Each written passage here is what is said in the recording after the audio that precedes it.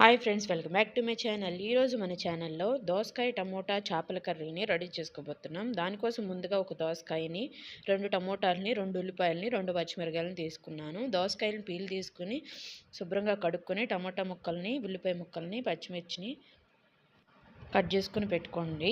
ముందుగానే నిమ్మకాయ సైజ్ అంత చింతపండుని నానబెట్టుకొని పెట్టుకోవాలి. ఇప్పుడు చేపలని శుభ్రంగా కడుక్కున్నాం. నేను తీసుకున్న ఈ గురకలు ఫ్రెండ్స్, ఈ గురకల్ని చిన్న చిన్న చేపలు కాబట్టి ఒక పీసే ఉంది. శుభ్రంగా వీటిని కడిగేసుకొని పెద్ద చేపలు అయితే 2 ముక్కలు చేసుకోండి ఫ్రెండ్స్. శుభ్రంగా కడిగేసుకొని ఇప్పుడు ఇందులోకి పసుపు, ఉప్పు వేసుకుని బాగా నీసు వాసన పోయేలాగా కలుపుకోండి. ఇప్పుడు వాటిని పక్కన ఉంచుకొని పొయ్యి మీద బాండీ పెట్టుకొని బాండీలో ఆయిల్ కాగేంత వరకు ఉంచుకున్న తర్వాత ఉల్లిపాయలు, పచ్చిమిరకాయలు వేసుకొని బాగా ఫ్రై చేసుకోండి. ఇప్పుడు ఇవి లైట్గా ఫ్రై అయినాయి అని తెలిసిన తర్వాత ఇప్పుడు టమోటాలని యాడ్ చేసుకోవాలి. ముందుగానే టమోటాలను వేసుకుంటే ఉల్లిపాయలు వేగవు ఫ్రెండ్స్. ఇప్పుడు టమోటాలని యాడ్ చేసుకోండి. టమోటాల్లో ఉన్న వాటర్ అంతా ఇంకిపోయి ఆయిల్ పైకి వచ్చేంత వరకు బాగా ఫ్రై చేసుకుని ఇప్పుడు ఇందులోకి కొంచెం అల్లం వెల్లుల్లి పేస్ట్ని 2-3 టేబుల్ స్పూన్స్ని వేసుకోవాలి. అల్లం వెల్లుల్లి పేస్ట్ వేసుకున్న తర్వాత బాగా ఫ్రై చేసుకోండి ఫ్రెండ్స్. పచ్చివాసన పోయేంత వరకు బాగా ఫ్రై చేసుకోండి. ఇప్పుడు ఇందులోకి 2 రెమ్మల కరివేపాకుని, ఫ్రెష్ కరివేపాకుని వేసుకుంటున్నాను ఫ్రెండ్స్. చాలా వాసన వచ్చింది, బాగుండిద్ది ఫ్రెండ్స్. ఫ్రెష్ తీసుకున్నారంటే చాలా స్మెల్ వచ్చింది, బాగుండిద్ది చేపల కర్రీలోకి. కొంచెం కరివేపాకుని ఆయిల్లో వేగేంత వరకు వేయించుకున్న తర్వాత ఇప్పుడు ఇందులోకి మనం దోసకాయ ముక్కలను వేసుకుంటున్నాం. దోసకాయల్ని వేసేసుకోండి.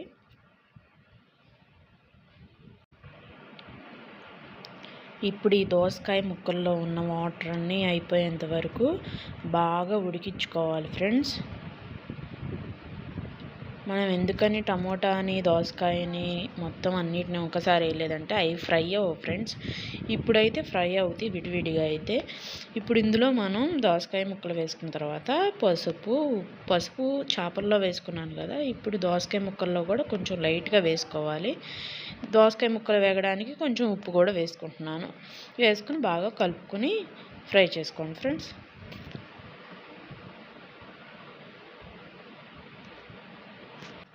ఇప్పుడు ఒక 5 మినిట్స్ మూత పెట్టుకుని ఆ దోసకాయల్లో, టమోటాల్లో ఉన్న నీరన్నీ పైకి వచ్చేంత వరకు బాగా ఉడికించుకోవాలి. చూసారు కదా, దోసకాయల్లో ఉన్న వాటర్ అన్నీ బాగా, నీళ్ళన్నీ పైకి వచ్చి బాగా ఉడికింది, కుక్ అయ్యింది. ఇప్పుడు ఇందులోకి మనం చేపల్ని పేర్చుకుందాం. ఇప్పుడు లైన్గా పెట్టుకోవాలి ఫ్రెండ్స్. చేప చితికిపోయిద్ది. మీరు కనుక ఎలా పడితే అలా చేపని చెట్లో పెట్టారంటే చేప అనేది చితికిపోయిద్ది. లైన్గా పెట్టుకోండి, ఒకదాని మీద ఒకటి పడకుండా లైన్గా పెట్టుకొని మూత పెట్టుకొని ఒక 5 మినిట్స్ మగ్గించుకోండి. 5 మినిట్స్ తర్వాత చూస్తే చాలా మెత్తగా అయిపోతాయి ఫ్రెండ్స్ చేపలు. ఆ వాటర్ పీల్చుకొని చేపలు కూడా మెత్తగా అవుతాయి. ఇప్పుడు ఇందులోకి మన కర్రీకి సరిపడిన ఉప్పు వేసుకోండి.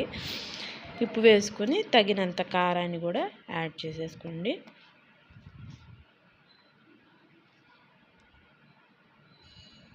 కారం అనేది చేపల కర్రీకి బాగానే ఎక్కువ పట్టిద్ది ఫ్రెండ్స్. మీరు చూసుకుని మీకు సరిపడా వేసుకోండి. నేనైతే మంచిగానే వేసుకుంటాం మేము. ఇప్పుడు దీన్ని ఒక 5 నిమిషాలు మూత పెట్టుకుని ఉప్పు కారం పట్టేంత వరకు 5 నిమిషాలు మూత పెట్టుకోండి. 5 నిమిషాల తర్వాత చూస్తే చేపలకి ఉప్పు కారం అనేది పడుతుంది ఫ్రెండ్స్. ఇప్పుడు ఇందులోకి ముందుగా మనం పెట్టుకున్న చింతపండు పులుసుని పోసుకుంటున్నాను.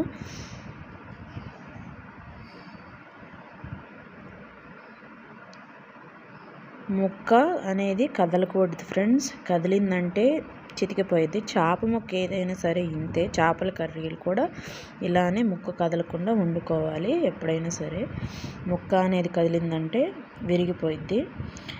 గరిటతో ఎప్పుడు తిప్పకూడదు ఫ్రెండ్స్. కొంచెం అలా కదిలించుకోవాలి, ఉప్పు కారం కదిలేలాగా. ఇప్పుడు ఒక 15 నిమిషాలని కర్రీని ఉడికించుకోవాలి. చింతపండు పులుసు అనేది తుకతుకా ఉడికేంత వరకు ఉడికించుకోవాలి.